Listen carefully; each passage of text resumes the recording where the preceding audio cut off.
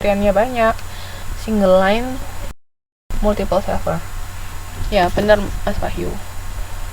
Oke, sampai sini ada mau ditanyakan tentang antrian? Oh nggak ada, lanjut ke reservasi ya. Reservasi adalah sebuah janji yang telah dicatat dan dikonfirmasikan untuk memberikan pelanggan pelayanan pada waktu dan tempat yang telah ditentukan. Nah, jadi kayak tadi, booking, reservasi nama lainnya booking.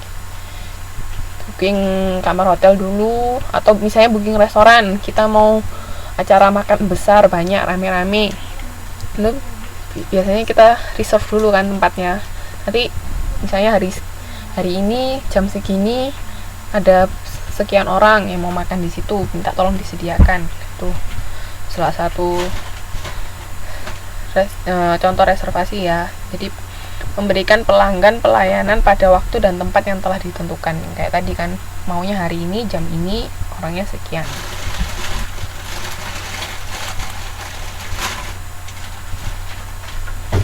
Terus strategi ketika mengalami overbook.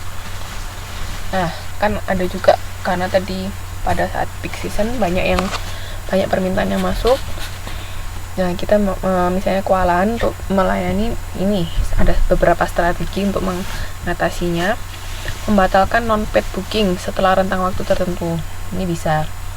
Nah, jadi misalnya kayak kemarin kalau Mbak pernah naik Jetstar, kayak saya beli, orangnya bilang ini boleh booking dulu tapi maksimal harus bayar 24 jam. Jadi ketika lewat dari 24 jam saya nggak bayar, otomatis dianggap saya nggak mau beli. Itu caranya. Jadi membatalkan non-paid booking. Jadi ketika kita nggak bayar dalam waktu sekian, itu tandanya kita batal, nggak mau menggunakan jasa mereka. Itu salah satu caranya. Terus memberikan kompensasi kepada pelanggan yang ditolak karena overbooking. Nah, ini tergantung ada kondisi tertentu, jadi nggak semuanya. Misalnya sudah booking lama tapi ternyata sudah diusahakan semaksimal mungkin, tetap misalnya mereka nggak bisa melayani pelanggan itu yang sudah booking. Nah, itu baru kita memberikan kompensasi karena kita sudah maksimal dan nggak mampu lagi untuk melayani mereka. Itu kita yang dari sisi kitanya yang membatalkan. Jadi beda ya kalau ini, karena dari awal kita sudah bilang kalau nggak bayar dalam rentang waktu sekian itu otomatis batal. Itu nggak masalah, kita nggak perlu memberikan kompensasi. Tapi kalau karena ini misalnya sudah booking tapi tetap pada akhirnya kita nggak bisa melayani mereka, baru kita memberikan kompensasi ke konsumen. Terus diperlukan adanya uang jaminan, misalnya uang muka dulu berapa, itu mendekat. Ini itu juga untuk mengantisipasi orang yang sudah booking tapi maksudnya nggak terlalu niat, cuman pengen booking aja tapi akhirnya mereka nggak jadi. Kayak perlu ada uang muka. Terus strateginya kebutuhan informasi.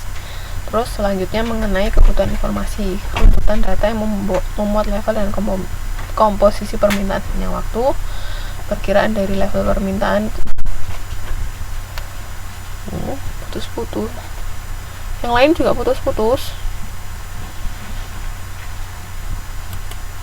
Halo? Yang lain suara saya juga putus-putus kah?